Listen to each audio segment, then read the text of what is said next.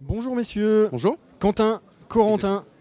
Alors on a la chance sur ce plateau de la Blend TV de recevoir deux des vainqueurs du Blend Game Jam de l'année dernière. Ouais, exactement. Vous aviez gagné avec c'était Thunder. Thunder, ouais. Thunder, je me souviens.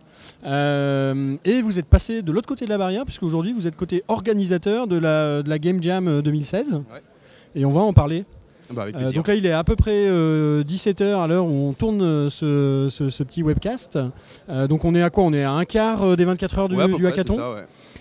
Est-ce que vous pouvez nous raconter un petit peu comment ça s'est lancé? Quelles sont les règles du jeu déjà de cette Game Jam 2016? Alors cette Game Jam 2016 déjà relativement bien inspirée de celle de l'année dernière. Donc là on est sur 24 heures, thème imposé sur mobile. Donc le thème les monstres à Lyon pour cette année. Pour ajouter un petit peu de piment à ça, donc la Blend Game Jam se passe en même temps avec Blend Kids. Donc les équipes de développeurs, donc les 5 équipes, ont dû développer des jeux en utilisant des assets produits potentiellement par les enfants, par les kids. Et donc là, on est à l'étape où les équipes ont reçu des dessins d'enfants et où ils doivent s'en servir, s'en inspirer pour les intégrer dans le jeu. Alors pour remettre dans le contexte, il y avait une classe de centre aéré qui était venue, qui était à Exactement. Quelques mètres de chez vous avec leurs animateurs. Et puis ils ont pris des crayons, ils ont dessiné.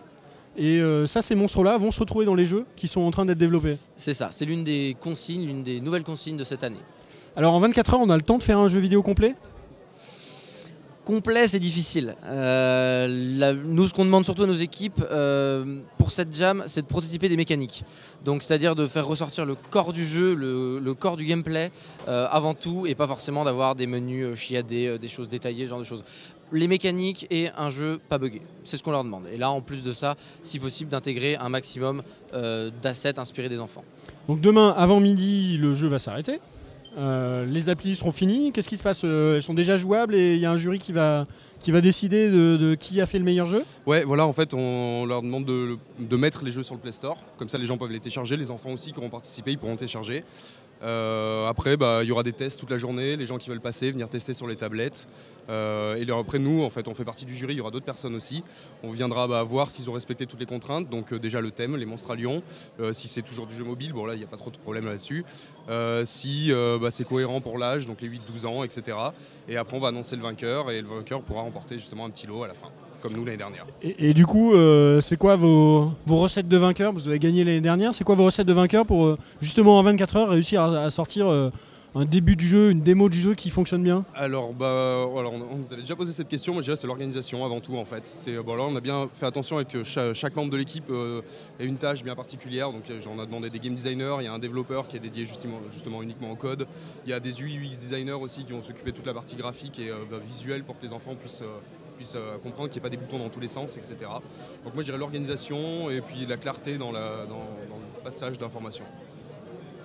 Non, très clairement l'organisation, moi je sais que c'est l'une des choses sur lesquelles là en ce moment je les ai remis, on va dire un petit peu avec notamment le conseil que j'avais déjà donné par rapport à l'année dernière qui était de mettre un timer. Donc là ils sont sur le décompte, il reste 18 heures pour finir leur prototype de jeu. Et oui, l'organisation, mine de rien on est quand même là pour les aider s'ils ont des problèmes de design, des problèmes de programmation. Donc là jusqu'ici on a quand même eu déjà pas mal de petites équipes qui ont pu faire appel à nous et où on a pu les aider, leur faire gagner mine de rien pas mal de temps. Donc ouais voilà, je pense... Donc course contre la montre, on s'organise bien. Est-ce que déjà au bout de 6 heures, vous sentez un petit peu vos chouchous ou ceux que vous sentez aller un petit peu... Alors sans les citer, mais est-ce que déjà au bout de 6 heures, on sent déjà une direction, vous seriez prêt à prendre les paris? Nos chouchous c'est compliqué et 6 heures c'est peu. Là ça reste compliqué. En gros là on en est où? Qu'est-ce qu'on commence à voir au bout de 6 heures? Là c'est le début de la programmation, le début des quelques personnages qui vont être intégrés dans le jeu, le début des décors. On a fini, potentiellement toutes les équipes vont finir leur recherche graphique, esthétique, recherche de menus, recherche de gameplay. Là on est clairement dans le moment clé où on va essayer de prototyper le plus rapidement quelque chose qu'on va tester. Donc là, très rapidement, d'ici 1 heure, 2 heures, ils vont tester leur mécanique et voir s'il y a un petit début de quelque chose pour voir s'ils sont partis dans la bonne ou dans la mauvaise direction. Je pense que... Ouais. Oui, après, pour revenir sur la question, pas de chouchou pour l'instant. Je pense qu'on le gardera bien, de toute façon, caché au dernier mot, jusqu'au dernier instant. Mais non, en toute je pense objectivité, bien voilà, bien exactement. Entendu. Bien entendu. Exactement. Non, après... Non, je sais pas, je dirais, on a fait le tour déjà de tous les concepts, on a vu un peu tout ce qui se Pas passait. d'accident industriel à déplorer? Non, c'était Bon, surprenant, c'est mais non, en principal. fait, ça s'est très très bien passé, donc on a hâte de voir la suite en tout cas. Ouais. Et maintenant, la question que tout le monde se pose, ils vont dormir ou ils vont pas dormir? Je pense qu'ils vont très peu dormir, personnellement. Après, on a prévu du rap de café pour la nuit, pour demain matin, mais je pense qu'ils vont peu dormir.